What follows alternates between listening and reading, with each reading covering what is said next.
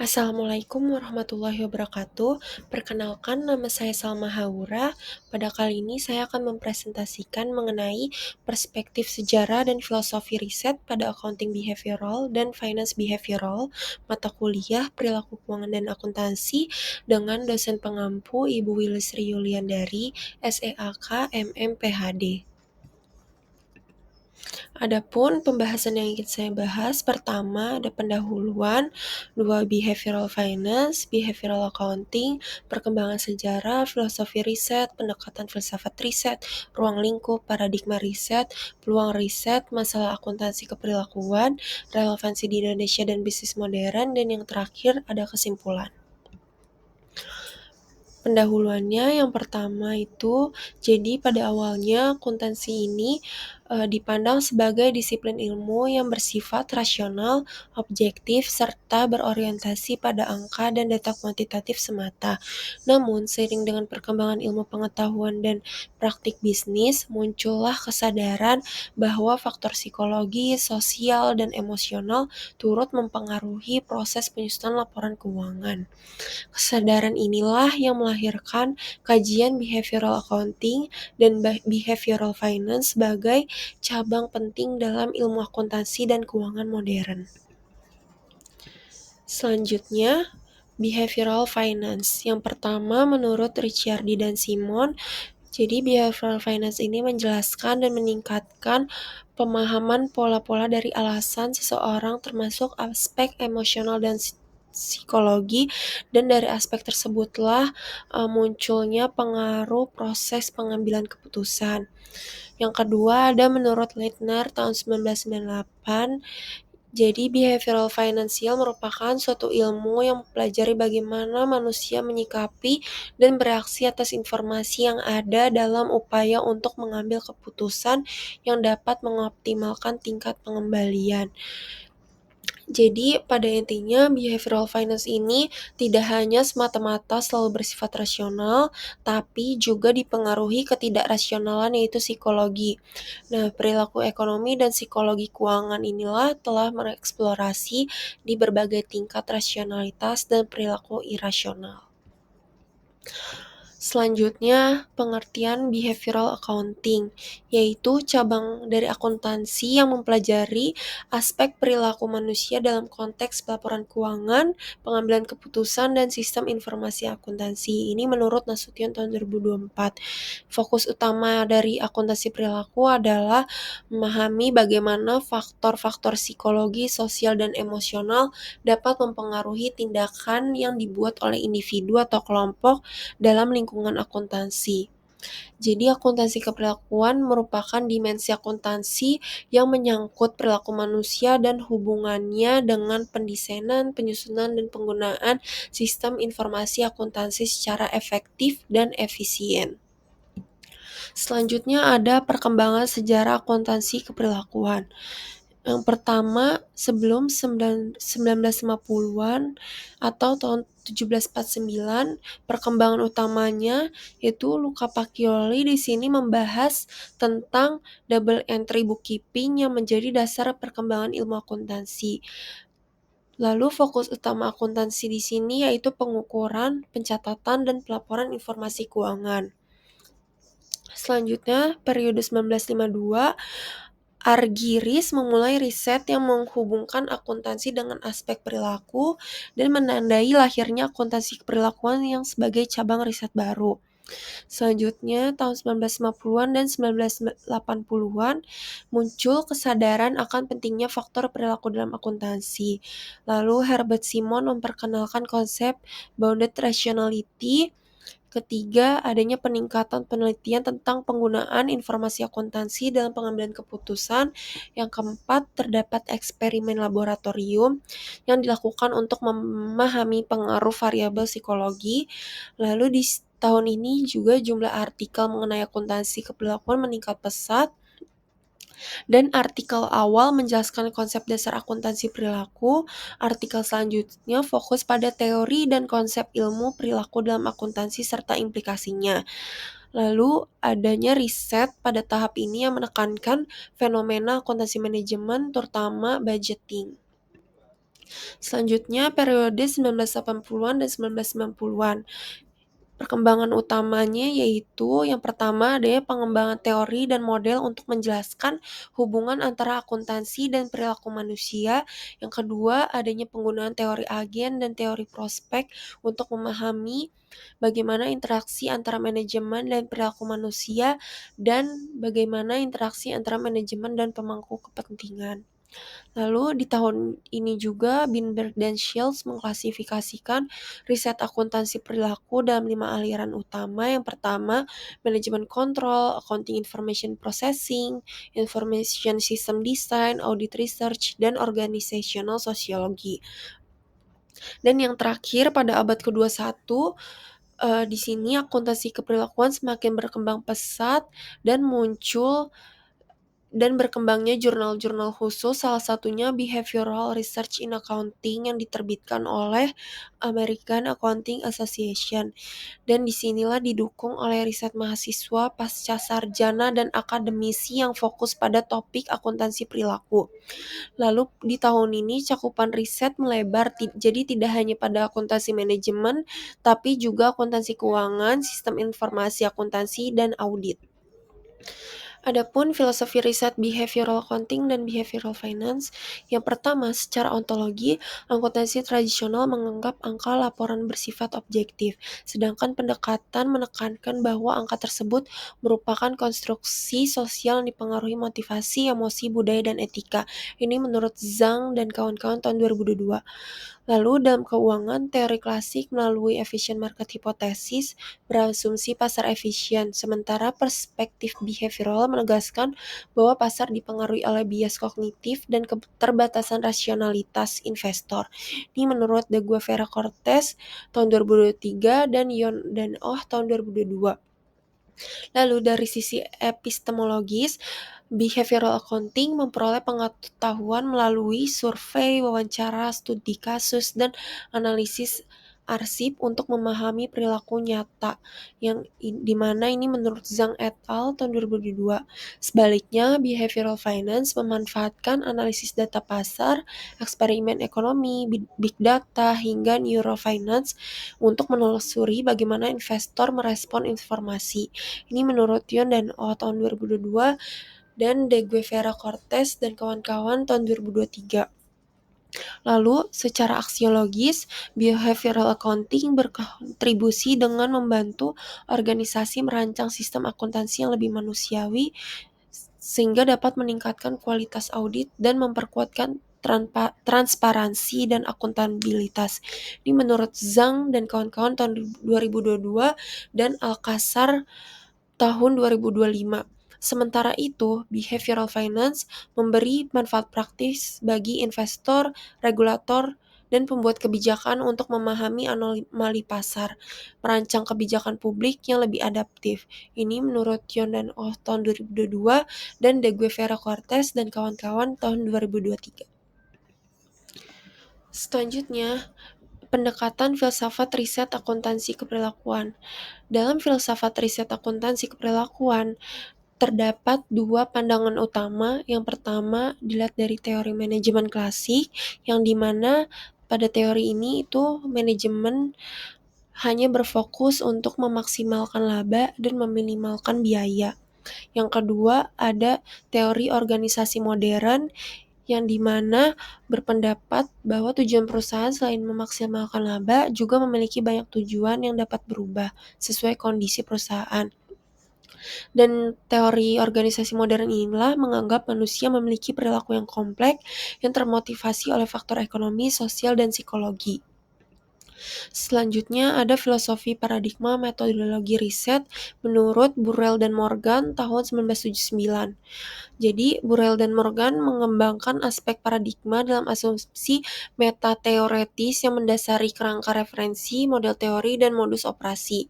Selanjutnya, Burrell dan Morgan memandang bahwa filsafat ilmu harus mampu melihat keterkaitan antara kehidupan manusia dengan lingkungannya.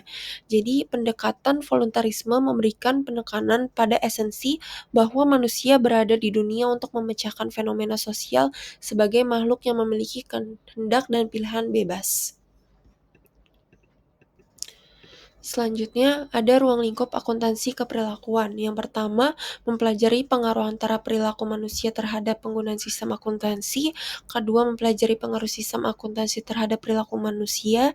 Dan yang ketiga, memprediksi perilaku manusia dan strategi untuk mengubahnya. Selanjutnya ada paradigma riset akuntansi keperilakuan. Yang pertama ada paradigma fungsionalisme atau positivistik, yaitu paradigma yang muncul paling awal dalam dunia ilmu pengetahuan. Paradigma ini sering disebut sebagai fungsional struktural atau kontingensi rasional. Paradigma ini merupakan paradigma umum, bahkan sangat dominan digunakan dalam riset akuntansi dibanding dengan paradigma lainnya. Ini menurut Lubis tahun 2017. Yang kedua ada paradigma interpretif, yang dimana disebut juga interaksionis subjektif. Pendekatan ini berasal dari filsuf Jerman yang menitik beratkan pada peranan bahasa, interpretasi, dan pemahaman dalam ilmu sosial. Ini menurut Lubis tahun 2017. Menurut Burrell dan Morgan, paradigma ini menggunakan cara pandang paranominalisme yang melihat realitas sosial sebagai sesuatu yang merupakan label, nama, atau konsep yang digunakan untuk membangun realitas. Adapun dua aliran riset dengan pendekatan interpretif, yang pertama tradisional yang menekankan pada penggunaan studi kasus, wawancara, dan analisis historis. Yang kedua, metode Foucauldian yang menganut teori sosial dari Michael Foucault sebagai pengganti konsep tradisional historis yang disebut historical atau antiquarian. Tiga, ada paradigma humanis radikal. Aliran alternatif lainnya yaitu yang mempunyai kesamaan dengan fungsionalisme, yang mengasumsikan bahwa sistem sosial mempunyai keberadaan ontologisme yang konkret dan nyata. Paradigma ini berfokus pada konflik yang mendasar dari produk hubungan kelas dan struktur pengendalian, serta memperlakukan dunia sosial sebagai objek eksternal dan memiliki hubungan terpisah dari manusia tertentu.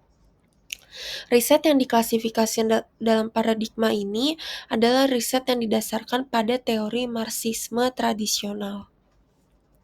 Selanjutnya ada paradigma postmodernisme yang muncul karena adanya kelemahan dari beberapa paradigma yang ada.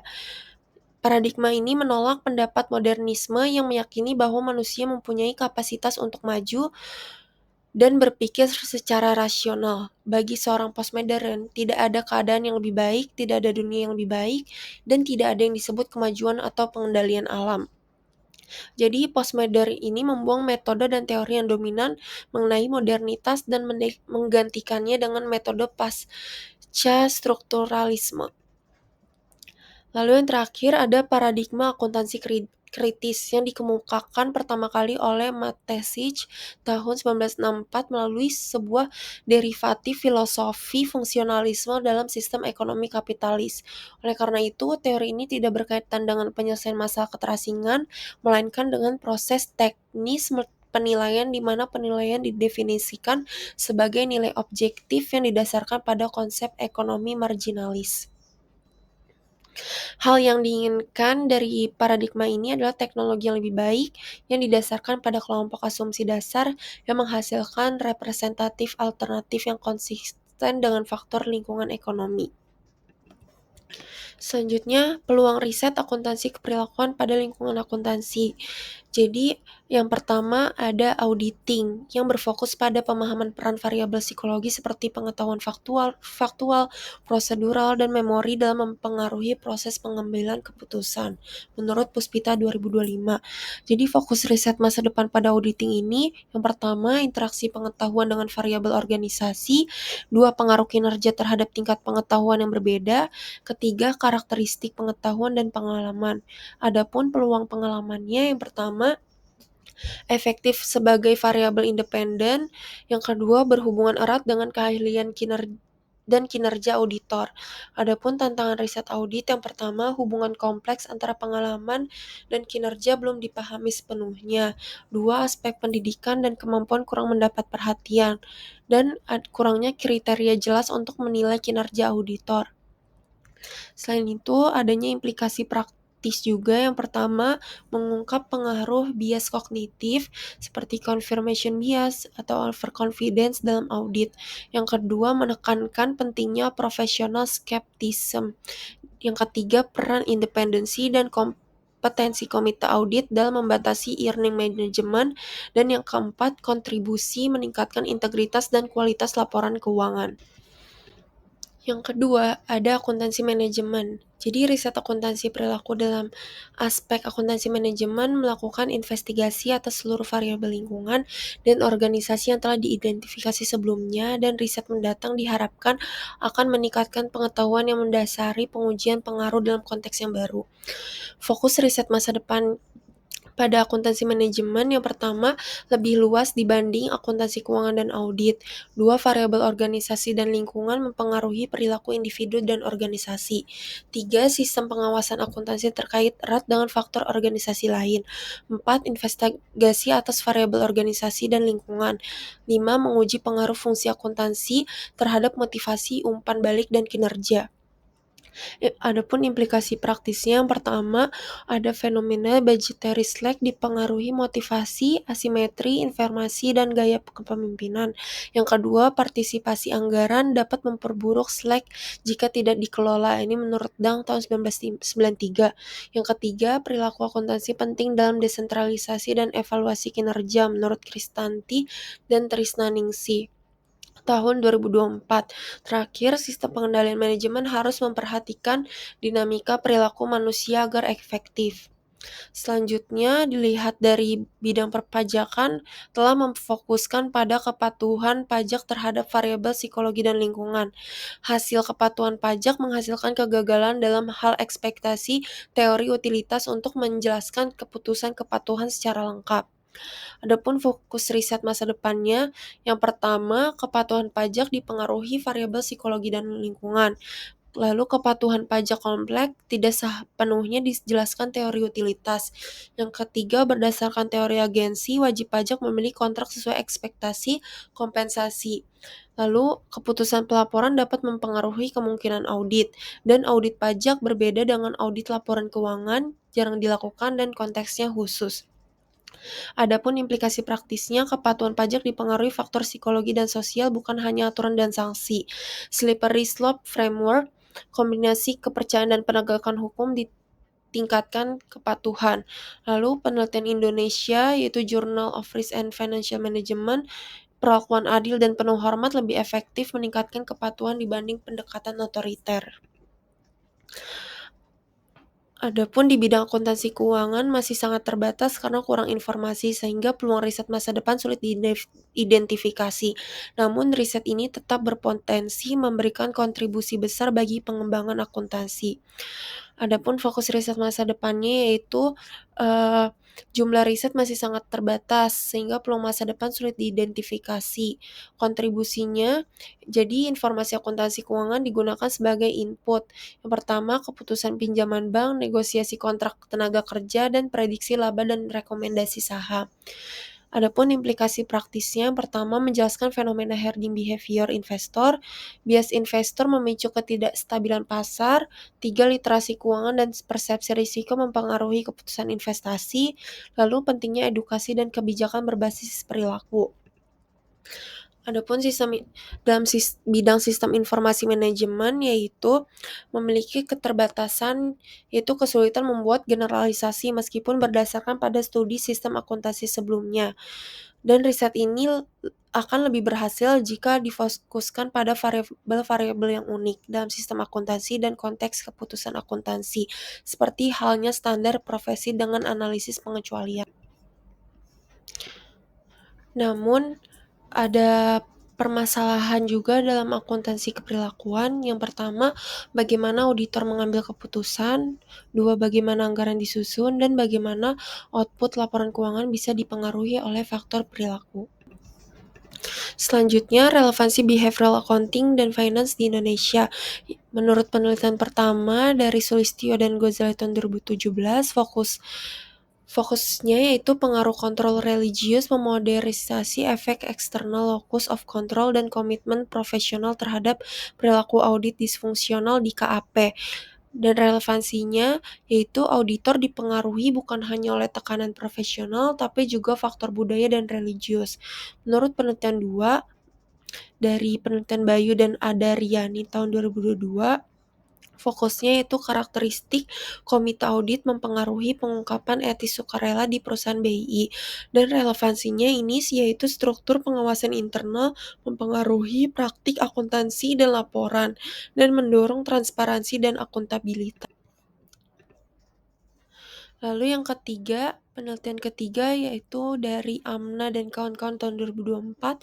Fokus penelitiannya itu relativisme, idealisme, religiulitas, dan persepsi etis yang mempengaruhi kepatuhan pajak sukarela. Dan relevansinya di sini yaitu kepatuhan tidak hanya soal hukum, tapi juga persepsi moral dan etika individu. Yang keempat, dari penelitian Rozak Nugraha Purnamasari tahun 2025. Fokusnya di sini yaitu bias perilaku keuangan dalam keputusan investasi syariah generasi milenial Indonesia. Relevansi penelitian di sini yaitu budaya agama dan kepercayaan syariah, memodernisasi bias keuangan yaitu overconfidence, harding, dan lain-lain. Lalu, adapun relevansi riset akuntansi perilaku dalam bisnis modern. Jadi, dalam bisnis modern, akuntansi perilaku sangat penting. Misalnya, interaksi manusia dengan AI, lalu pemanfaatan big data, dan sustainability reporting. Jadi, semua ini itu menuntut pemahaman perilaku agar sistem akuntansi lebih efektif dan adaptif.